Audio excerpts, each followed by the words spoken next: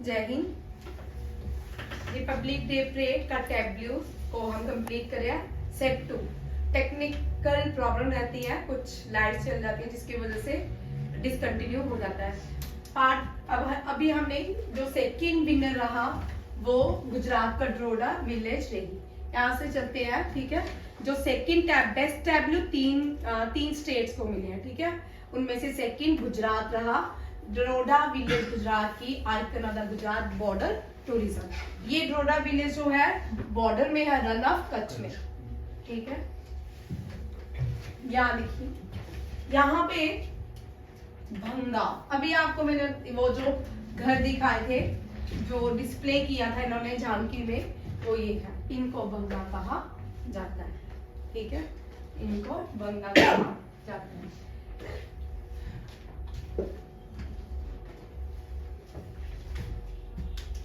भंगा जो है होसिस ऑफ ड्रोडा, ये मेंशन किया गया। और ये जो ड्रोडा जो है last year United Nation World Tourism Organization की बेस्ट विलेज रही along the local handicraft. Rogan art 300 साल पुराना एक आर्ट है जो पर्शियन लोग जो थे उन्होंने भारत लाया। किसने? पर्शियन ने। इसका मतलब ऑयल पेंटिंग। क्या होता है? ऑयल, अदर वर्ड इसका ऑयल रहता है, ठीक है।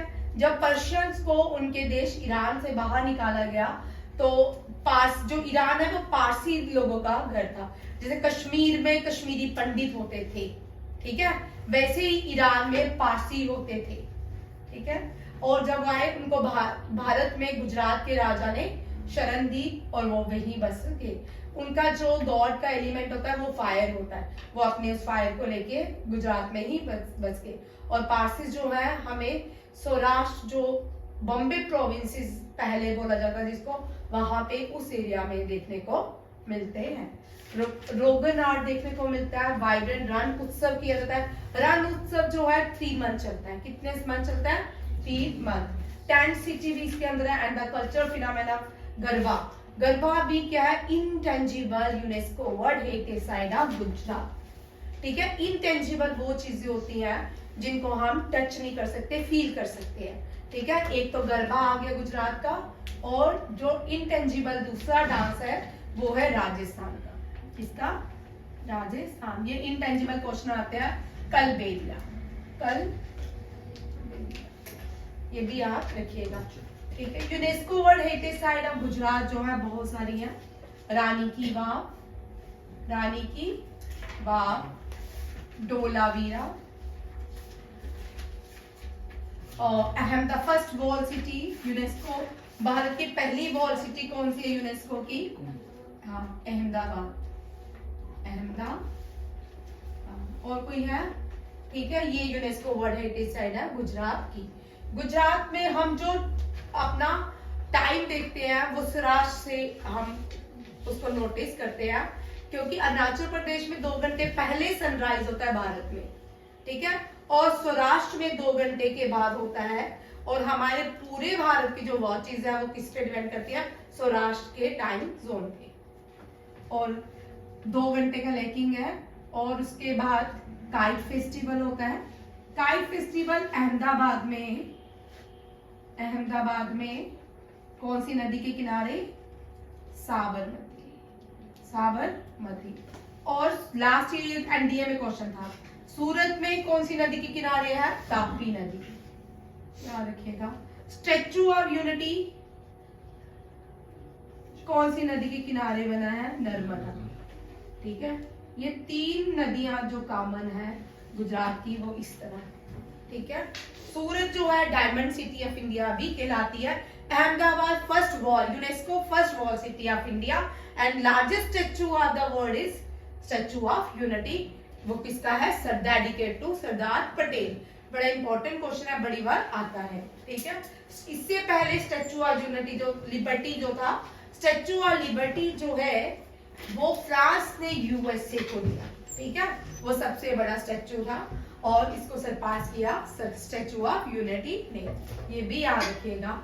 ये सेकंड गुजरात। एंड थर्ड देखिए, थर्ड से भारत का जो डेमोक्रेटिक फंक्शनिंग है वो माना जाता है कि चोला से भी फॉलो किया गया है।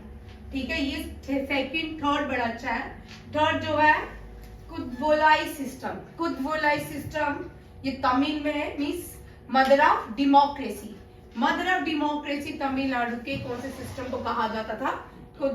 कुदवोलाई। कुदवोलाई वेरी इंपॉर्टेंट, इसके आने के चांसेस हर एग्जाम में है। ठीक है, इसके आने के चांसेस बहुत। आप लिखते क्यों नहीं हो?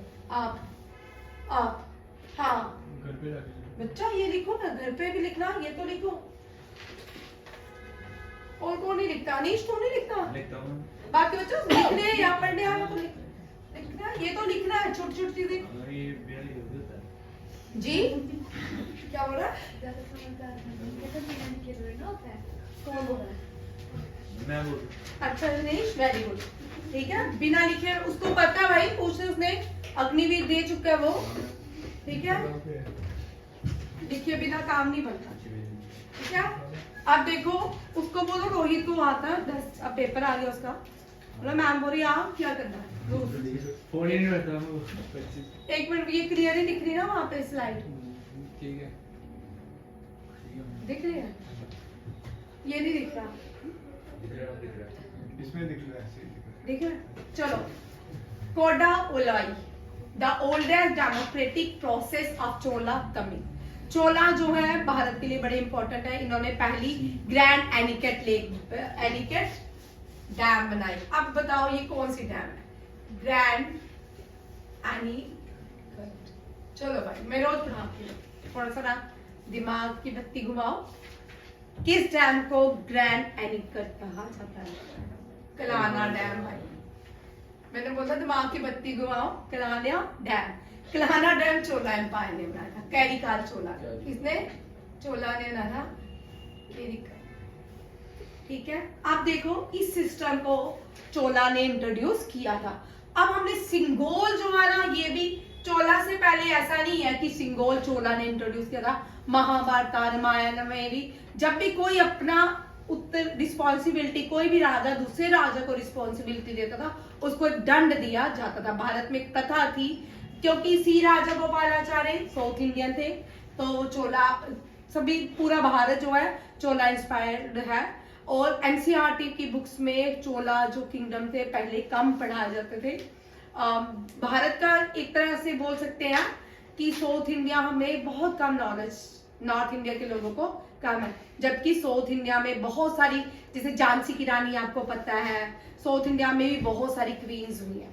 ठीक है, जिन्होंने मुगल से लड़ाई की है, फ्रेंच से लड़ाई की है, अपने राजा की मीन्स इकलौती लड़की भी वहां की क्वीन रही, जैसे रुद्रमा देवी रही। ठीक है, जैसे झांसी की रानी आप जानते हो, वैसे ही एक शूरवीर वहां पे भी थी, रुद्रमा देवी, काकटिया एम्पायर से थी, वो बड़ी फेमस भी थी। सिंगोल, सिंगोल सी राजा गोपालाचार्य ने हमें भारत को बताया इसके बारे में, किसको? जेएल नेहरू को। तो जेएल नेहरू ने इसको डंडा समझ के वहां पे एक म्यूजियम में रखा गया। अब सिंगोल जो है वापिस आ गया जब न्यू पार्लियामेंट बनाया गया, उसको विकसित भारत। अब यहाँ पे देखो, न्यू पार्लियामेंट को किस मिशन के अंदर बनाया गया? विकसित भारत। किसके मिशन के अंदर? विकसित भारत। और न्यू पार्लियामेंट का नाम भी विकसित भारत भी बोल सकते हैं।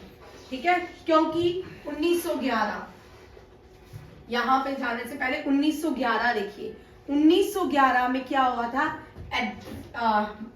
Lutein and Edwin Lutyens and Howard, ये दो लोग दिल्ली आए थे, क्योंकि किंग जॉर्ज फिफ्थ राजा बन गया था ब्रिटेन का।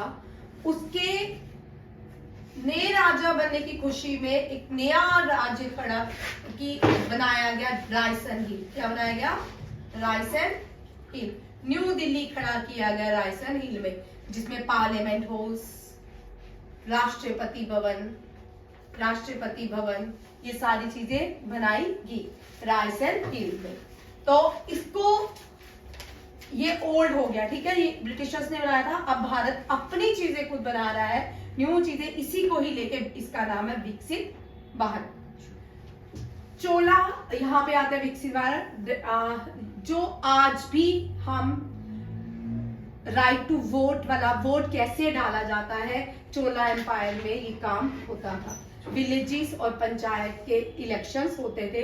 चोला administration was functioning on the principle of democracy and panchayat system flourish during their reign, ये भी याद रखिएगा। और उसके बाद ये इंट्रोड्यूस किसने किया, राजा राजा चोला ने। किसने, राजा राजा चोला ने, ठीक है। और जो वोटिंग होती थी ना, पहले हमने तो कभी जब हम 18 ईयर के हुए थे तब जो हमने पहला वोट डाला था वो एक पर्ची में डाला था, स्लिप में डाला था उसमें। अब तो इलेक्ट्रॉनिक वोटिंग हो गई है, अब तो आपको सिर्फ प्रेस ही करना है, उसमें चीटिंग बड़ी कम होती है। तो यहाँ पे इन्होंने पहला जो वोटिंग होता था ये पाम लीफ चिप में होता है। किसमें, पाम लीव्स के ऊपर की जाती थी, उसके ऊपर स्टैंप लगाई जाती थी और अंदर एक पॉट होता था लकड़ी वुड का बना, उसके बीच डाला जाता था। तब भी पंचायत सिस्टम के इलेक्शन होते थे। याद रखिएगा, इसका नाम क्या है, कुडोवोलाई। ये बड़ा इंपॉर्टेंट है, ये चोला एम्पायर से है। इसके अलावा तीन और अवार्ड्स ये वो भी बड़े इंपॉर्टेंट है। Ministry of culture best department को किसको, बेस्ट डिपार्टमेंट में पहले तो आ गया स्टेट्स, उसके पहले आ गया आर्मी, जितना भी डिफेंस रहा उनमें से। अब बेस्ट डिपार्टमेंट से किसको रहा, mother of democracy culture. Bharat का थीम क्या है, mother of democracy. The ministry of culture won their tableau Bharat mother of democracy celebrating India democratic heritage. और इसमें अगर आपने देखा होगा इसमें 2 ट्रैक्टर चल रहे थे, एक आगे पीछे। जो फर्स्ट ट्रैक्टर था उसमें बुद्धिज्म जैनिज्म इनके बारे में हाईलाइट होता, वैदिक पीरियड के बारे में था। ऋग्वेदा से एक मंत्र भी लिखा गया था, वो भी हाईलाइट हुआ था। उसके बाद जो सेकंड ट्रैक्टर था उसमें B.R. अम्बेडकर कॉन्स्टिट्यूशन किसको दे रहे थे, डॉक्टर राजेंद्र प्रसाद को। The second tractor shows Indian constitution being handed over the first president doctor Rajendra Prasad, ये भी याद रखिएगा।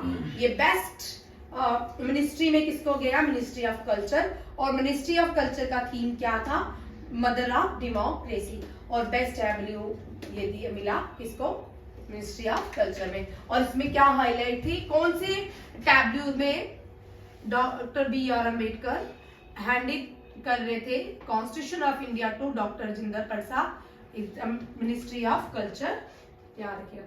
सेकंड देखिए, विकसित भारत का प्रतिबिंब। प्रतिबिंब होता है अपनी आत्मा, ठीक है, हिंदी में आत्मा यही बोलते हैं, ये मेरा प्रतिबिंब है, ठीक है। स्पेशल प्राइज फॉर अवॉर्डेड, ये भी वर्क, ये सेंट्रल पब्लिक वर्क डिपार्टमेंट को मिला है फॉर सेंट्रल विस्ता विकसित भारत का प्रतिबिंब। इस पे काम चल रहा है, इस पे बहुत ज्यादा काम चल रहा है। जो भी जितनी भी रायसेना हिल में एडविन ल्यूटन और हेडबर्ड ने जो भी कंस्ट्रक्शन की थी उसी को लेके न्यू कंस्ट्रक्शन हो रही है, जिसको बोलते हैं विकसित भारत का प्रतिबिंब। नेक्स्ट देखिए, लास्ट वंदे भारतम, ये स्पेशल मोमेंटो किसको मिला, वंदे भारतम। डांस ग्रुप है 1500, ये बड़ा अच्छा था, अगर आपने देखा होगा, बहुत सारे बच्चों ने देखा होगा, ठीक है। अलग अलग डांसेस चल रहे थे, group of 1500 dancers under the banner of Vande Bharatam Nari Shakti grace the parade with the messages of unity in diversity. इस बार सबसे ज्यादा लड़कियों ने पार्टिसिपेट किया। कौन, ये भी आ सकता है आप तक के कौन सी रिपब्लिक डे में सबसे ज्यादा लड़कियों ने पार्टिसिपेट किया, वो है 2024 रिपब्लिक डे, याद रखिएगा। और अभी इसमें मैं आपको डिफेंस के अलग से कराऊंगी, वो भी आएंगे, कौन कौन सी पहली बार मेजर, लेफ्टिनेंट, एडमायरल, किसने पहली बार पार्टिसिपेट किया रिपब्लिक डे में, कितनी लड़कियों ने लीड किया, किसने कौन सी वाला टैब्लू लीड किया, किसने कौन सी वाली मार्चिंग कंटिजेंट लीड किया, आज ज्यादातर ये था, ठीक है। ये आपका रिपब्लिक डे का क्या रहा, पूरे का पूरा प्राइजेस इस तरह ही है। 3 डिफेंस को गए, 3 स्टेट्स को गए, 3 मिनिस्ट्रीज को गए और एक स्पेशल मोमेंटो जो है वंदे भारतम डांस ग्रुप को दिया गया। ये सारा कंप्लीट है रिपब्लिक डे के क्वेश्चंस जो आपके एग्जाम में पूछे जाते हैं। ये आपको ज्यादातर मार्च तक जो एग्जाम रहेंगे ना पूछे जाते हैं। अब आप इतने 2 चीजें सीख लो, जो भी अभी एग्जाम आने वाले हैं, 2 कॉमन है, एफ कैट और SSC GD। ठीक है, इनमें आपको 2 क्वेश्चन आने ही वाले हैं। एक तो आपको फेस्टिवल से क्वेश्चन रहेगा। फेस्टिवल भी 6 मंथ का रहता है। फेस्टिवल शुरू होते हैं इंडिया में